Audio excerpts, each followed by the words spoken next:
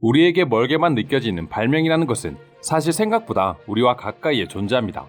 우리가 일상에서 아무렇지 않게 쓰고 있는 것들 모두가 과거에 누군가가 발명하여 혁신적으로 등장했던 것들이죠.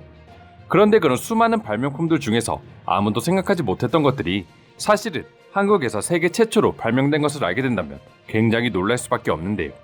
오늘 소개해드릴 이것 역시도 세계 최초로 발명한 국가가 한국이라는 것이 밝혀지며 외국인들에게 많은 화제가 되고 있다 합니다. 사실 주위를 둘러보다 보면 의외로 한국에서 세계 최초로 만든 것들을 흔히 볼 수 있는데요. 지금이야 많이 없어졌지만 예전엔 누구나 하나씩은 들고 다녔던 mp3 휴대용 음악 플레이어 역시도 1998년 한국에서 최초로 발명했었고 당시 엄청난 화제를 불러일으켰었죠. 또한 사무실에 없어서는 안 되는 커피 믹스 역시 우리나라에서 최초로 개발한 것입니다. 인스턴트 커피, 설탕, 크림 등을 섞어 1회분씩 포장하여 손쉽게 물에 타먹을 수 있도록 해놓은 커피 믹스는 현재 국내뿐 아니라 해외에서도 엄청난 인기를 얻고 있죠. 이 외에도 우유팩, PC방, 이태리 타월, 응원용 마켓 풍선 등 생각보다 많은 것들이 한국에서 시작되고 있었습니다. 그러나 이 중에서도 특히 외국인들을 깜짝 놀라게 한 세계 최초로 만들어진 한국의 것이 있었는데요. 그건 바로 신문이었습니다. 한국에서 신문이 세계 최초로 만들어졌다니 선뜻 믿겨지지 않는 분들이 많으실 텐데요. 실제로 그동안 세계 최초의 할자 신문으로 알려진 것은 독일의 아이코멘데 차이퉁이었습니다. 그런데 2017년 세계 최초의 신문으로 추정되던 조보로 보이는 문서가 한국에서 발견된 것인데요. 1500년대 조선시대에도 조보라는 신문이 매일 발행됐다는 기록은 있었지만 실제 조보로 추정되는 문서가 발견된 것은 이번이 처음이었기에 해외에서조차 엄청난 이슈로 떠오르게 되었습니다. 이로써 1577년 한국에서 창간된 민간인쇄 조보는 세계 최초로 활자 조판 방식을 채택해 1650년 독일에서 간행한 신문인 아이코멘데 차이퉁보다 73년, 1638년 중국에서 간행한 신문보다 61년 앞선 최초의 할판 신문으로 인정받게 되었습니다. 민간 인쇄 조보를 보게 되면 조선시대에 나온 신문이라는 것을 믿을 수 없는 정도의 수준이었는데요. 나무 활자를 이용해 조판 인쇄하는 방식으로 신문을 찍어낸 뒤 그 활자를 풀어서 계속해서 사용할 수 있도록 해 경제성과 상업성 그리고 신문 발행에 있어 가장 중요한 신속성을 모두 갖춘 근대 신문사의 구조를 가지고 있는 완벽한 신문의 성격을 갖추고 있었습니다. 실제로 조선시대에 상업용 신문 배달이 이루어졌다는 기록이 전해지고 있다 하는데요. 당시 한국 최초의 조보가 발견됐을 때만 해도 외신들은 믿지 못하겠다는 반응들이 대부분이었습니다. 정보를 전달하는 문서는 맞을 것이나 신문의 역할을 했다는 사실을 믿을 수가 없다는 주장이었죠.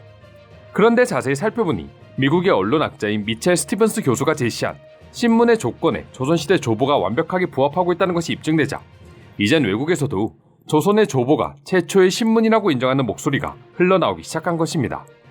조선의 조보는 원래 승정원에서 발행하던 관영 언론지였습니다. 그렇다 보니 자연스레 나라가 돌아가는 여러 이야기들을 기사로 내기 시작했다고 하는데요. 관영 언론지답게 어떤 정책이 시행되었고 폐지되었는지를 주요 기사로 실었으며 또한 언제 과거가 시행되었는지 또 누가 합격했는지에 대해서도 다루었다고 합니다. 심지어는 충격적인 내용의 상소문이 올라오면 임금이 어떻게 답을 했는지까지 기사로 전하기도 했고 천재지변이나 중국 일본의 소식까지 올렸다고 하는데요. 지금의 신문과 비교해봐도 전혀 다를 바가 없어 보였습니다. 스티븐스 교수가 제시한 신문의 조건 중에서도 제일 중요한 것은 발행일자가 적혀 있어야 된다는 것이었는데 조선시대 조보에도 역시 발행일자가 정확하게 적혀져 있어 근대적 신문 양식에 부합했던 것입니다. 하지만 아직까지도 여러 해외 커뮤니티와 외국 학자들 사이에선 조보를 현대 개념의 신문으로 볼 수 있는지 여부에 대해서 뜨거운 논쟁을 펼치고 있었는데요. 어떤 이는 조선시대 조보는 여론 형성에 영향을 미치는 현대 신문 매체와는 성격이 다르다라고 주장했으며 또 다른 이는 조보는 전현직 고위관료 사대부들에게 배포됐다. 인쇄돼 발행됐기 때문에 신문 매체가 아니라고 하기에도 곤란하다라고 주장하며 찬반이 거세지고 있었습니다. 찬반 여론이 일어나고 있지만 그래도 조선왕조실록 등 역사 기록에만 존재하던 조선 최초의 신문이 444년 만에 재조명되고 있다는 사실만 해도 굉장히 고무적인 일이라는 생각이 드는데요. 그럼 지금부터 관련 내용을 보고 외국인들은 어떠한 반응들을 보여주고 있는지 더욱 자세히 알아보도록 하겠습니다.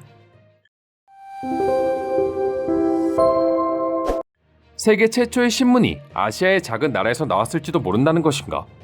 근데 지금의 한국을 미뤄보면 어느 정도 이해가 간다.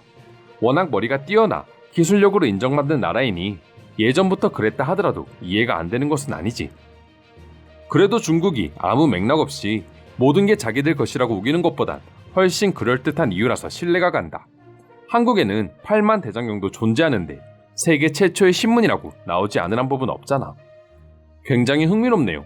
조보라는 곳에 전염병이나 여왕이 병이 걸렸다는 소식까지 실려 있는 것을 보면 확실히 신문이라고 규정하는 게 옳다고 봅니다. 정확한 발행 날짜까지 있으니 부정할 수가 없겠네요. 예전부터 전해져 오는 세계 최초는 언제나 갱신되기 마련이죠. 지금은 한국의 신문이 세계 최초로 기록되겠지만 먼 훗날 또 무언가가 발견되어 그 기록이 다시 바뀔지도 모릅니다. 하지만 미래는 미래이고 사료라는 것은 이렇듯 있는 그대로를 인정하는 게 맞겠죠.